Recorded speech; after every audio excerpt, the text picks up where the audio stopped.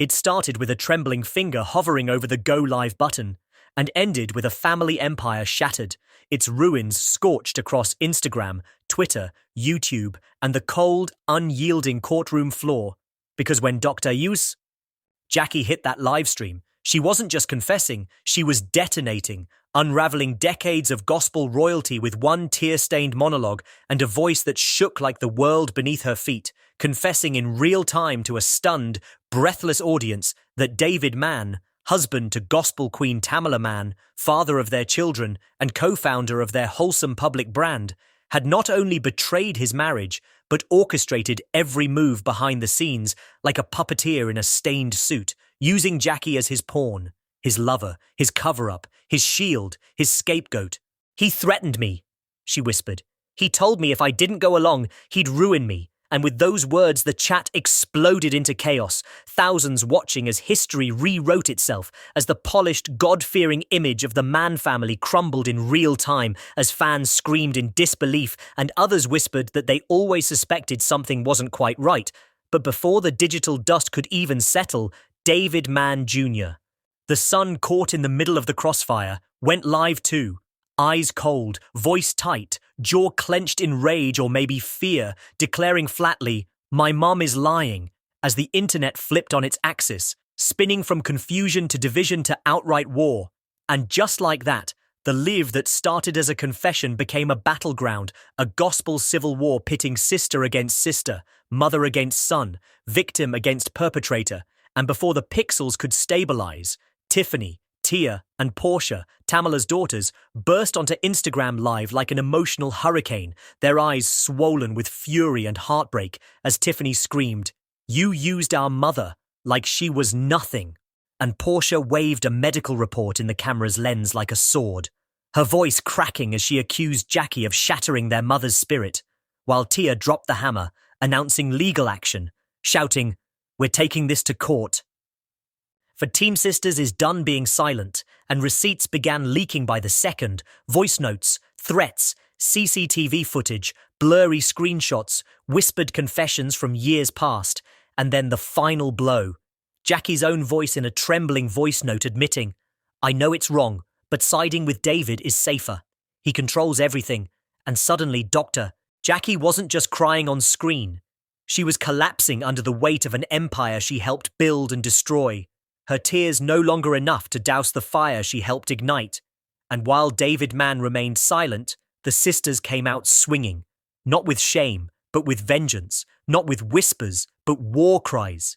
Because what had begun as a scandalous live stream was now a full-blown war over truth, power, abuse, and the soul of a gospel dynasty that had for decades sold perfection while hiding poison behind closed doors. And while the world watched, mouths agape and timelines flooded with commentary and memes, Jackie retreated from the public eye under the weight of legal threats, releasing a one-sentence PR statement that fooled no one, and David Jr., still live-streaming daily, clung to his father's innocence with desperation, even as new leaks kept pouring in, until Tamela Mann herself, quiet and heartbroken, posted a single photo of her broken wedding ring resting on an empty Bible. No caption, no statement, just silence that screamed louder than 1,000 Instagram lives. And then came the anonymous leak from someone inside the Mann household. An affidavit revealing Tamela had filed for separation 6 months prior and included a chilling restraining order request against David, citing coercion, emotional isolation, and psychological torment. Her words as devastating as they were undeniable. "He told me no one would believe me, because I'd be the crazy gospel wife who lost her mind." And just like that, the world stopped seeing Jackie as a seductress and started seeing David as a manipulator, as public opinion shifted violently with each passing screenshot. And then Tiffany dropped the nuclear bomb, a 15-minute expose titled, "Doctor."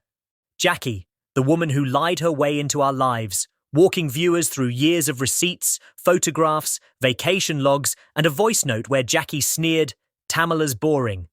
I'm the one who keeps him alive," and fans turned cold, because even if Jackie had been manipulated, even if David had threatened her, no one forced her to mock a woman she called sister, no one made her collect checks or write smirking voicemails, and yet Jackie's defenders refused to go quietly, digging through old sermons and videos of David interrupting Tamela, moments of tension, nervous laughter, scared eyes, one interview from 2019 where Tamela froze when asked about Jackie and David quickly cut off the host, and suddenly red flags were everywhere. And just when the nation thought the storm had passed, that the courtroom confessions and live stream betrayals were the climax, Part 2 of this modern gospel tragedy erupted like an aftershock that was somehow even more destructive than the quake itself, because as the media frenzy around Dr.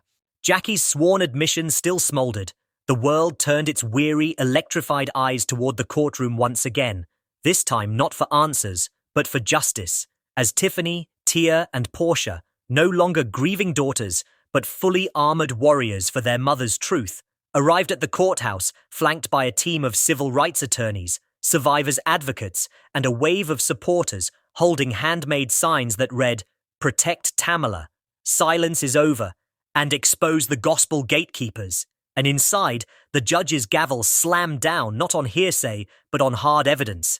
Bank transfers from David to Jackie hidden behind shell companies, therapy records detailing Tamela's panic attacks following private threats, and perhaps most damning of all, a series of deleted voice memos recovered from an old iCloud account in which Jackie could be heard giggling about keeping the money moving, while David whispered, "She'll never see a dime if she doesn't shut up." And as the courtroom fell into gasps and muttered curses, Jackie sat frozen, her hands twitching, her mascara-smudged eyes darting between her lawyer and the jury, because this was no longer a war of perception. It was a trial by fire, and her tears couldn't extinguish what her hands had signed, what her voice had recorded, what her heart had chosen to ignore in the name of money, validation, and survival. And as each day of testimony unfolded like a grotesque sermon of betrayal, David Jr. sat in the back row, sunken-eyed, hollow-cheeked, visibly breaking under the weight of truth he'd once denied. And on day 5, he was called to the stand, where he barely managed to speak above a whisper, trembling as he admitted that yes, he had known for months. Yes, his father had begged him to stay quiet.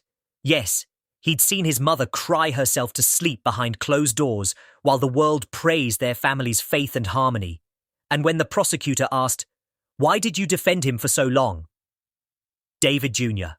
broke, his voice cracking like glass under pressure. "Because I didn't want to believe the man I prayed with every morning was the same man who told Jackie how to bankrupt my mum." And in that instant, the courtroom exhaled the breath it didn't realize it had been holding, and the internet, watching through livestream snippets and blogger recaps, shattered all over again with clips of David Jr. as tearful testimony trending under hashtags like "He knew" and "Justice for Tamela." But what came next made the trial look like a warm-up, because while Jackie's lawyers scrambled to limit damage and David's team tried to keep everything sealed, Tiffany, Tia, and Portia unveiled the bombshell they'd been teasing for weeks. A 3-part documentary called Behind the Gospel Curtain, airing on a major streaming platform with exclusive footage, unreleased audio, and an investigative breakdown of not just their family's collapse, but the culture of silence and male dominance within the gospel industry as a whole. And when the first episode dropped, it did more than trend. It ignited, pulling in millions within hours as viewers watched a compilation of Tamela's public breakdowns synced side by side with private voice notes where she confessed, "Sometimes I sing because if I stop, I'll scream." And behind-the-scenes footage of Jackie being escorted into VIP areas during gospel events like she was the rightful queen, while Tamela was ignored, dismissed, backgrounded in her own empire, and the most horrifying moment came at the end of episode 1, a secretly recorded phone call between David and an unknown pastor in which he bragged, "Tamela's too emotional to handle business. Jackie and I get things done. She's part of the future." And the backlash was immediate and volcanic, with gospel leaders scrambling to distance themselves, pastors issuing vague apologies, and fans crying betrayal in TikTok comment sections, demanding resignations, clarity, and repentance. But amidst the chaos, Tamela herself finally broke her silence, not with another post, but with a speech at a women's shelter in Dallas, where she stood trembling but unbowed and declared, "The devil doesn't always show up with horns. Sometimes he shows up with a microphone and a Bible." And the crowd erupted in applause, women weeping, hugging, shouting, You're not alone, as Tamela embraced her story publicly for the first time, and just when it seemed the healing could begin, part 2 of the documentary dropped. And the footage this time didn't just implicate David and Jackie, it destroyed any moral ground they had left. Because in a recovered recording from a family therapy session 3 years prior, David could be heard saying, "Sometimes I have..." And just when the ashes began to settle, and the gospel world tried to patch its wounds with half-hearted apologies and lukewarm sermons about forgiveness in the face of betrayal, a third eruption roared through the soul of the nation like Judgment Day arriving on a live-stream delay because Jackie, vanished for nearly 6 weeks since her sentencing, re-emerged not with remorse, not with humility, but with a camera crew, a stylist, and a 6-figure exclusive interview deal with a major media platform desperate for clicks. And in the first few seconds of the heavily promoted special titled The Truth According to Jackie, she strutted into frame in a stark white pantsuit, eyes glossed over with defiance rather than grief, holding a bejeweled Bible like a prop and declaring, "I didn't betray Tamela. I protected her from herself." And with that single sentence, millions of viewers around the world realized this was not an apology.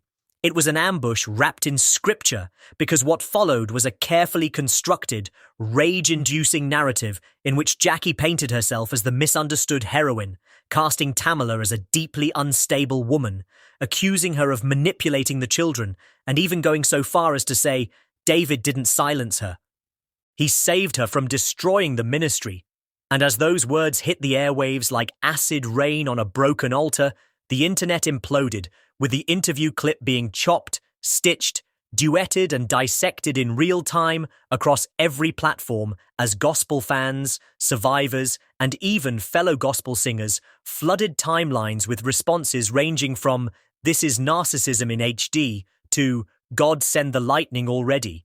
But the most devastating clapback came not from a stranger, not even from a pastor, but from Tamela Mann, who had remained relatively silent since the courtroom verdict, until that moment when she live-streamed herself, unfiltered, no glam, tears streaking her cheeks, watching the interview in real time and screaming through gritted teeth, "You didn't protect my mama! You stole from her, you buried her voice, you turned our home into a graveyard, and you danced on the tombstone with a tithe envelope in your hand." And the emotion of that moment shattered whatever remained of Jackie's carefully built mask, because for the first time, even her last few defenders, the ones clinging to old sermons, the ones insisting, "We don't know the whole story," began to fall silent, and as ratings for the truth.